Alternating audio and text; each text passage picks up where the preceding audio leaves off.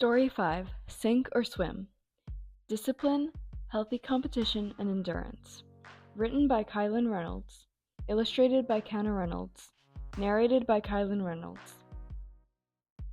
I dip my toe into the pool, then quickly pull it back out. It's freezing. Oh well. Didn't wake up this early to have the local pool all to myself to practice, just to go home because it was too cold. I pull my goggles over my head and dive in. I do a few laps of each stroke to warm up, then jump out, get my new voice-activated timer that I got for my birthday, and jump back in before the cold winter air freezes me into an ice statue. I start timing myself. First lap, 40 seconds. Second lap, 37 seconds. Third lap, 32 seconds. I can do better than this. 4 weeks ago, the swim coach at my school announced that swim team tryouts were in exactly 1 month. Starting today gives me 2.5 weeks to get back into swimming shape. When I told my friend about me trying out for the swim team, she reminded me, "Anna, you haven't been on a swim team in a year, and it's going to take a lot of dedication and commitment to get back into swimming shape." I knew that, of course, but I had forgotten just how much discipline swimming requires. I practiced for an hour non-stop when another swimmer came to the pool. She doesn't say a word, just puts her towel down on the bench, puts on her goggles, and dives in. Swimming faster than I've ever swam in my entire life. For a minute, I just watched, but then remembered that watching someone else practice isn't gonna get me any better. I decide to pace myself with her. In the time that she swam 12 laps, I swam 9. After a whole hour of trying to keep up with her, she finally stops swimming and gets out of the pool. She turns to me and says, "It was fun racing with you. Having a fellow swimmer next to me always keeps me on my toes." And with that, she picks up her towel and leaves. Her and I are similar in that way. We both could use healthy competition to our advantage, but now that I am alone, I have to have the discipline to drive myself to swim faster, to try to be better than my own self.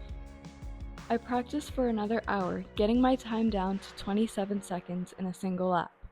I decide that it's time for a break.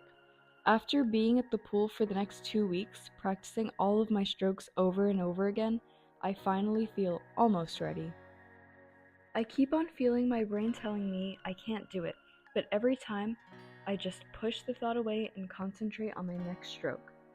The next morning, I wake up early, eat a healthy breakfast of yogurt, granola, and fruit, and ride my bike to school, and cruise my way through the school day with one thing on my mind: after school swim team tryouts.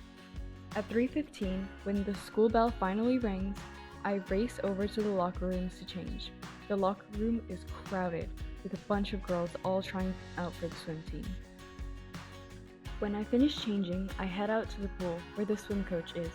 She waves at me, which probably means nothing, but I decide to take it as a good sign anyway. As more girls leave the locker room, I realize that the girl I met at the pool a while ago is here at tryouts. I didn't even know she went to my school. My chances of getting on the team just dropped a lot.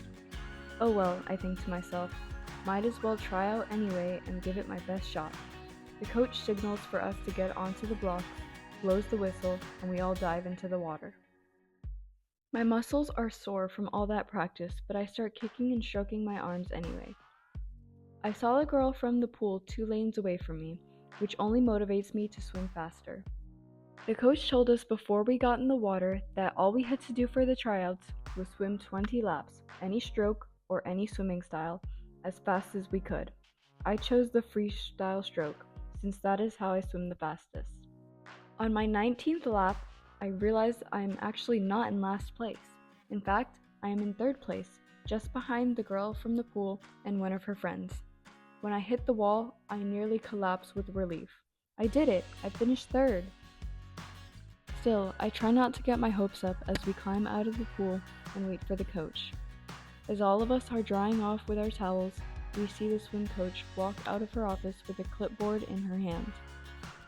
All of the girls begin to buzz with excitement, only to quiet down once the coach clears her throat. Without even an introduction, she begins to read the names of the girls who made it. The girl from the pool and her friend jump up and down excitedly when both of their names are called. A few more names are read, and then my name is called. I made the school swim team. I guess dedication, endurance, and discipline really do pay off in the end.